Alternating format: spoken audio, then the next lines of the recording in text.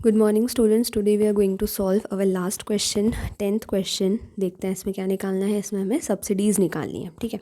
तो देखते हैं क्या क्या दिया हुआ है। जीडीपी एट एफसी दिया हुआ है 55,000 करोड़, इनडायरेक्ट टैक्सेस दिए हुए हैं 4,400 crore, factor income to abroad दी हुई है 600 करोड़, एनएनपी एट एमपी दिया हुआ है 55,500 crore, factor income from abroad दी हुई है 1,300 करोड़ एंड डेप्रिसिएशन दिया हुआ है 2,500 करोड़, ठीक है। अब वही हमारा जो इज़ इक्वल्स टू के हम लेफ्ट हैंड साइड क्या लिखेंगे, जो वैल्यू कम है इन दोनों में से, ठीक है। जीडीपी एट एफसी में से और एनएनपी एट एमपी में से। तो देखते हैं कम वैल्यू कौन सी है, 55,000 यानी कि जीडीपी एट एफसी, तो इज़ इक्वल्स टू के left hand side GDP FC, ठीक है, और right hand side NNP MP. अब वही यहाँ पे क्या है, ग्रॉस है, यहाँ पे क्या है, नेट है। नेट में डेप्रिसिएशन इंक्लूड नहीं होता, ग्रॉस में होता है, तो प्लस कर देंगे। नेट में डेप्रिसिएशन ऐड कर देंगे तो ग्रॉस आ जाएगा, ठीक है। नेट में डेप्रिसिएशन ऐड कर देंगे तो ग्रॉस आ जाएगा। अब यहाँ पे क्या है, नेशनल है, और यहाँ पे क्या है, डोमेस्टिक है। नेशनल में क्या होता है, एनएफआईए इंक्लूड होता है, डोमेस्टिक में नहीं होता, तो माइनस करना पड़ेगा ना नेशनल में से। तो नेशनल में से माइनस कर देंगे एनएफआईए, तो हमारा डोमेस्टिक आ जाएगा। ओके, अब यहाँ पे है फैक्टर कॉस्ट और यहाँ पे है मार्केट प्राइस। मार्केट प्राइस में एनआईटी इंक्लूड होता है, फैक्टर कॉस्ट में नहीं होता, तो मार्केट प्राइस में से एनआईटी को माइनस कर देंगे, तो हमारा फैक्टर कॉस्ट आ जाएगा, ठीक है।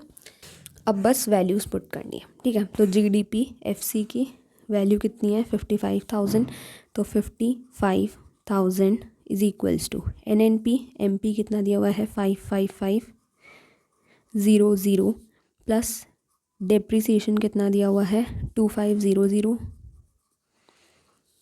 Minus net factor income from abroad कैसे निकालेंगे, factor income from abroad minus factor income to abroad, और माइनस का साइन एज इट इज़।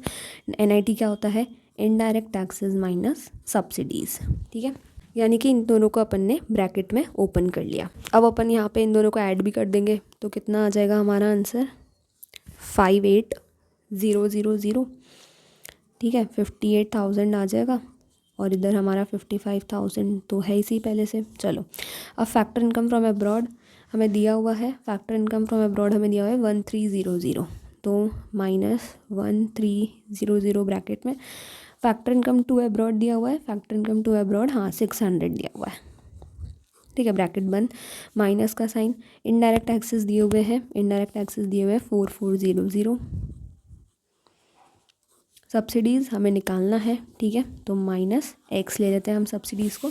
अब 1300 माइनस 600, तो ये कितना हो जाएगा, -700, और ये इधर 58,000 is equals to 55,000 minus 4400 minus x, ये एज इट इज़ इधर कॉपी हो जाएगा, ठीक है। अब इसको सॉल्व करते हैं। इसको सॉल्व किया तो हमारा आंसर आया 57,300, एज इट इज़ इधर। अब वापस से ये ब्रैकेट इधर पूरा क्या है, माइनस में है, ब्रैकेट के आगे माइनस का साइन है, यानी ब्रैकेट पूरा माइनस में, तो इज इक्वल्स टू के उधर जाके प्लस का हो जाएगा, तो लिख देते हैं 55,000 प्लस 4400 माइनस एक्स। हम चाहे तो इसको भी ले जा सकते हैं, ये इधर प्लस में है तो उधर जाके माइनस का हो जाएगा, ठीक है। ऐसे भी कर सकते हैं, कैसे भी कर लेते हैं। और इधर क्या बच गया फिर हमारा 57,300, ठीक है।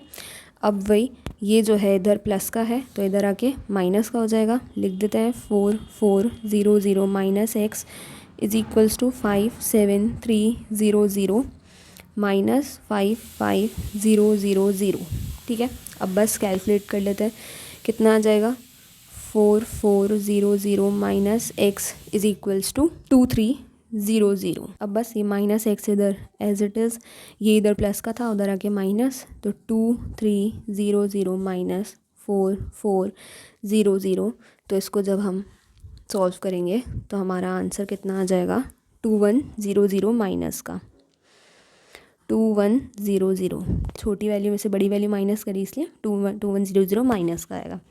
अब बस माइनस से माइनस कैंसिल, हमारा x जो है वो कितना आ गया 2100, और x क्या था, हमें क्या निकालना था, सब्सिडीज़। तो हमारी सब्सिडीज़